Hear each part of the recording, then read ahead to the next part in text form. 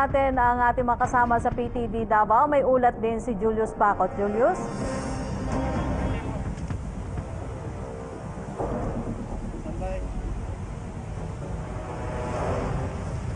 Mayong buntag, Yusek Rocky.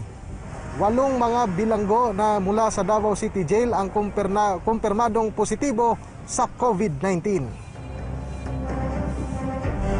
Yusek Rocky, ang nasabing report ay kinumpirma mismo ng Department of Health kung saan base sa opisyal na pahayag ng BJMP 11.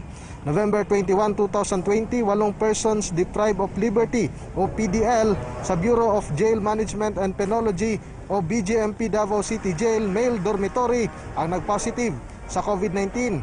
Ang isa sa mga PDL ay dinala sa Southern Philippines Medical Center o SPMC noong November 15 kung saan namatay ito noong November 19, 2020. Bago ito ay dinala sa nasabing pagamutan ay hiniwalay na ang nasabing PDL mula sa general population.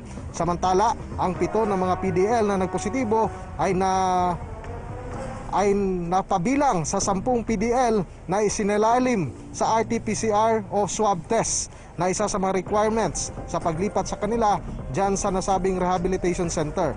Nasa 137 naman ang mga PDL ang nagkaroon ng close contact sa mga positive cases kung saan merong may mga mild symptoms na nagpositibo kung saan isinalalim na sila sa quarantine at maging sa constant monitoring. Agad naman na nagsagawa ng decontamination procedure at lockdown ang nasabing jail facility ng BJMP. Yusek Rocky, COVID-19 update naman tayo dito sa Davao Region. Kahapon ay nasa 70 na mga bagong kumpirmadong kaso ng COVID-19 ang nadagdag sa riyon, kaya umakyat sa 2,530 na ang active cases. Nasa 84 naman ang nadagdag sa mga nakarecover sa nasabing sakit, kaya umakyat ang naitalang recovery sa COVID-19 sa 5,663 ang naitalang recoveries.